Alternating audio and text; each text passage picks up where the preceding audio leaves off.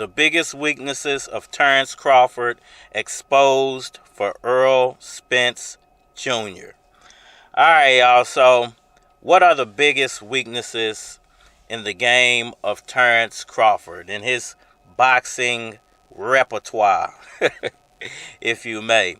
What would be the one thing or maybe two things that ERROL SPENCE Jr. can exploit or take advantage of to beat Terence Bud Crawford when this fight does come to fruition? Listen, y'all, it's going to happen eventually. It has to happen. This is something that boxing needs.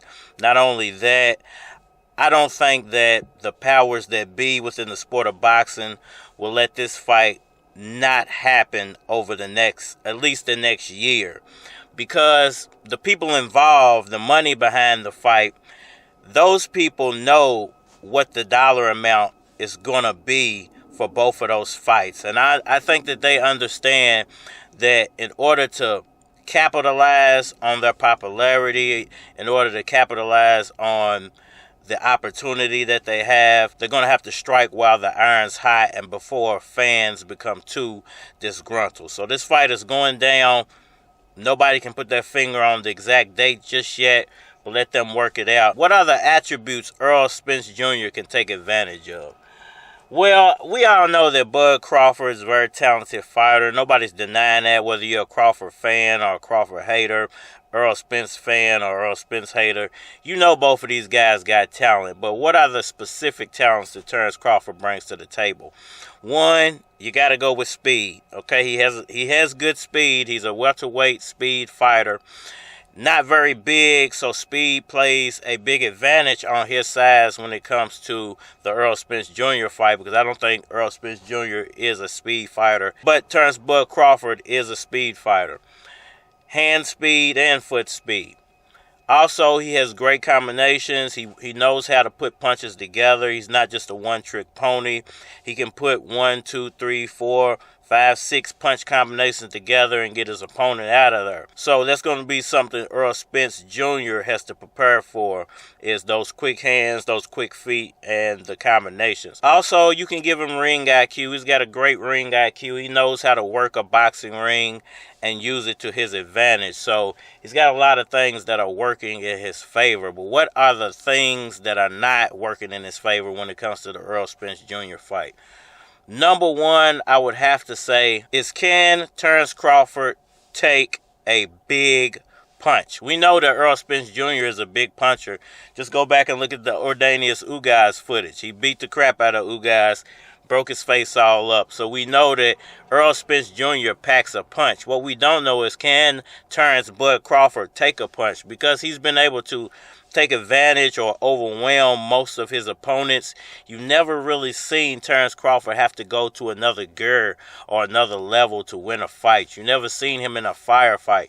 You've never seen him in a dog fight. So I think that's the one question mark that everybody has when it goes down, when Spence actually does land those big shots on Crawford. How will he react? Will he go into a shell and retreat? Will he try to, tie ERROL SPENCE Jr. up and just try to control his arms? Or will he try to fight back? Will it be a firefight at that point? Because I think if it turns into a firefight, that's a fight Bud can't win. Listen, I know a lot of people think Bud has great punching power, but I think his punching power is really mediocre. It's more of he's overwhelming his opponent than he's landing hard shots that are breaking people's orbital bones and noses and things of that nature. I think it's more of just the overwhelming punch output of Terence Crawford that actually gets a lot of guys out of there. You saw what happened to Sean Porter. You've seen what happened to other fighters that Terence Crawford has faced up with here recently. And it's been more of an accumulative punching thing. The amount of punches that Terence Crawford throws overwhelms those guys, gets them in tricky situations that they can't seem to get out of. Is that the only thing? Is the chin the only reason that ERROL SPENCE Jr. might take this fight and might take it easily? Body shots. I think body shots would be the next question mark. Once again, we've never seen Terence Crawford take a solid punch to the face. Well, you've never seen Terence Crawford take solid punches, period. So if it's one thing you would have to question, or two things you would have to question, really it's just one thing. Can Bud take a punch? Can he take a punch? Good punch to the head? Can he take a body shot? Because it's been reported that Errol Spence Jr. broke Ugaz's ribs up pretty good. And we've seen Errol Spence Jr. do damage to other fighters using body shots alone. You know, his power, I think, is underrated. And I think Terence Crawford's speed and movement are underrated. He has great speed and movement. Errol Spence Jr. has great technique and power. So when you put those two together, you got an explosive situation. Now, what is the one thing that Errol Spence Jr. will most likely take advantage of when it comes to that fight? I think it's going to be body shots. I think you will see him going for Terence Crawford's body in the first half of the fight to slow him down, control that speed, bring that speed down some, bring him down to his level, and then you're going to see Errol Spence Jr. go into attack mode, trying to knock Bud out. See if his face can take those orbital bone breaking punches. Y'all let me know what y'all think about that down in the comment section below. Hit that like button for me. Share. Subscribe. Holler at me on all social media platforms, Facebook, Instagram, YouTube. But you're more than likely to get a response on the tube, so holler at me over there if you want to. And we are right here. Dudes who ain't trying to compete. That's how I look at it. Two dudes who ain't really trying to fight the best. We're trying to convince boxing it ain't about world titles, only to fit their predicament. That's how I look at it, quite frankly. It ain't organic. It ain't organic. They argument ain't organic. You know, they like, you know what, man, I'm tired of taking my sanctioning fees and I get these little plastic and pleather belts and all that. So this is how I feel, dude. Like, it's really like about to, you know, I'm really about to shift over the content, turn over a lot. I was thinking about deleting all the boxing content. But shit, that's how I feel on what Wednesday come.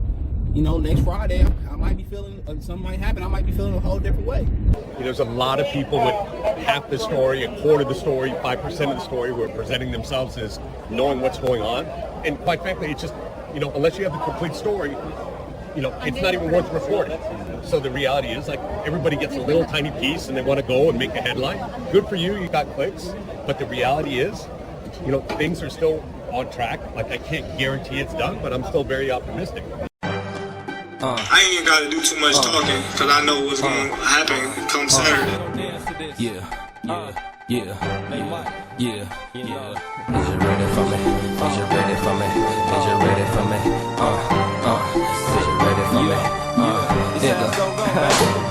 Spotless. Check it.